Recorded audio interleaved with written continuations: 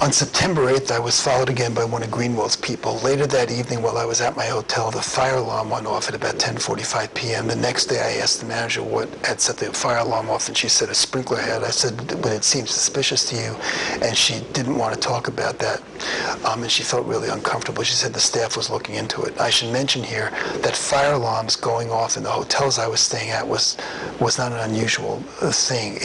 That had happened 4 times.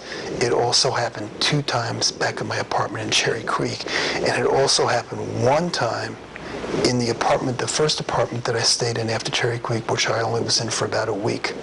It happened there like the second day that I was there, and I always thought that it was Greenwald's people setting off the alarm and trying to get me to panic and run out of my room so they could come up and contaminate it with mason sand.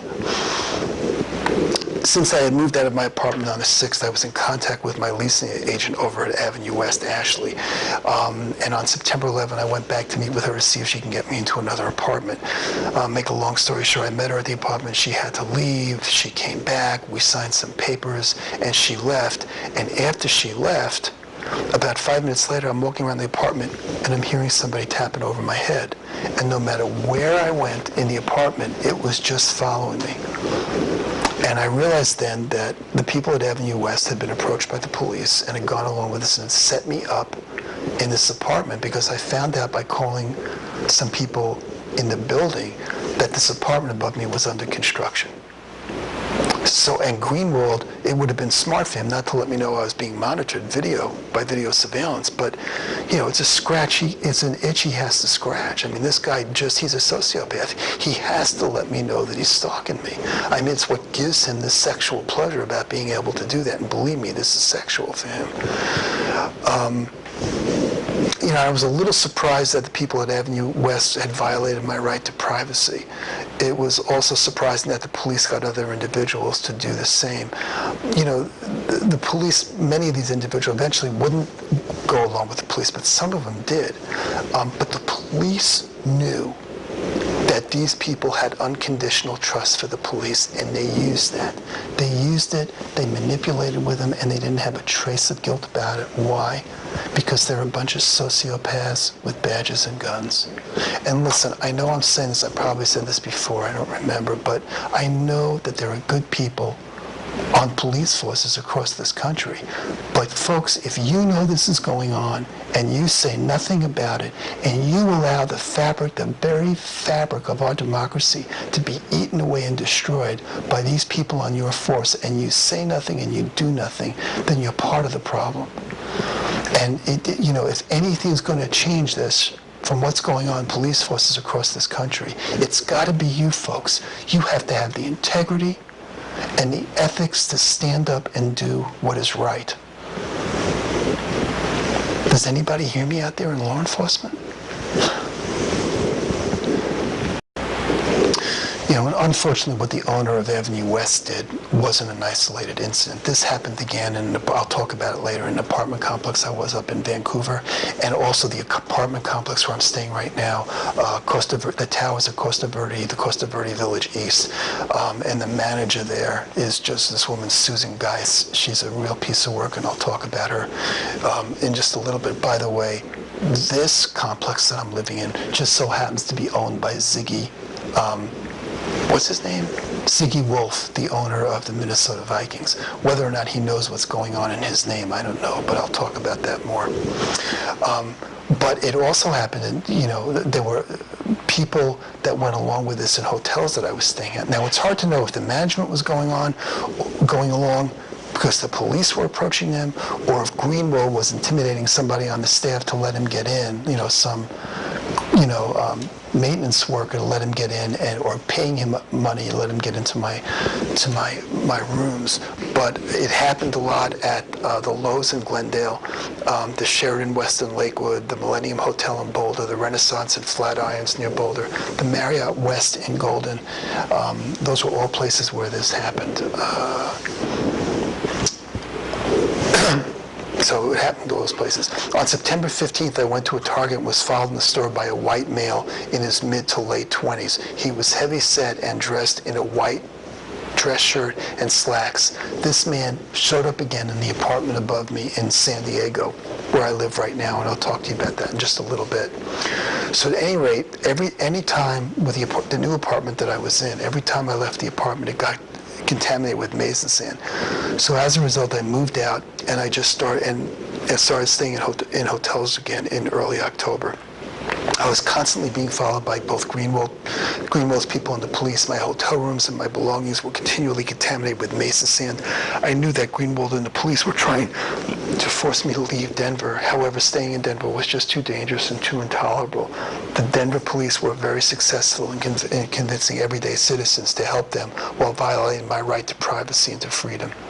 I need to mention two things here. I knew that Greenwald was a sociopath and wanted to control me and play with my head. I knew with the police now more actively and blatantly involved with my stalking, it would be easier for him to do so. I knew he and the police would do things that were very unusual, and if I mentioned them, it would hurt my credibility, and it would help me to sound more crazy, like I'm hearing tapping above my head. And it would make it easier for them to get managers of apartment complexes or hotels where I was staying at to help them. So as a result, I had to be careful about what I was putting in this document. Secondly, I knew the police had altered this document once before while I was in the hospital. And since Greenwald was breaking into my apartments and my hotel rooms, I know that there had to be some things that had been changed where I didn't catch them. So there may be some phone numbers or license plate numbers that were changed or events that were deleted. So I thought I'd mention that. So as I said, I knew I had to leave Denver, and I decided to go to Vancouver, British Columbia. I hoped that in Canada I would be beyond the influence of Greenwald and the corrupt police departments. I wanted to believe that the corruption in the Denver Police Department was isolated, but in my gut I knew that if the Denver police were involved with organized crime and the murder of an assistant district attorney, and that the mayor and governor were aware of this and doing nothing, as were other elected officials in the media, then this corruption had to reach far beyond Denver.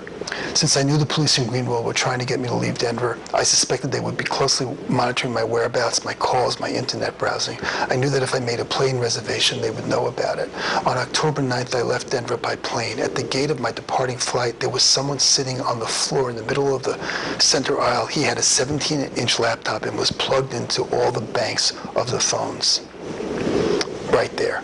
I thought that was for me. I thought that if they wanted to make sure that I couldn't go to any public phone or go anywhere, or I could alter my travel plans by phone, and they might have a more difficult time tracking me. My flight had one stop over and change of plane in Seattle. On the first flight, there was a black male wearing a nylon skull cap, and he was in his 20s. He was sitting in the first row. I was about 2 rows behind him. When the plane arrived in Seattle, I got off the plane before him and sat down in the waiting area. Everyone else left the plane and turned left to go to the baggage area and other flights. The black male left the plane and proceeded to his left, looked in front and couldn't see me, looked over at the seating area and saw me sitting, walked about 20 or 30 feet or 50 feet more, and stopped and turned around and looked at me, then turned around again and got on the phone. He turned around once more and turned around his back to me, and I went over to the right and left the secured area, and I don't think he saw me, and I got out of there. And I walked back to the unsecured area and back to the ticketing counter of my of the airline for the next stage of my flight, and got back online to go through security again. I got a boarding pass and started to go through security again. At that time, the black male appeared behind me. He had also left the security area and went around looking for me, and he had followed me.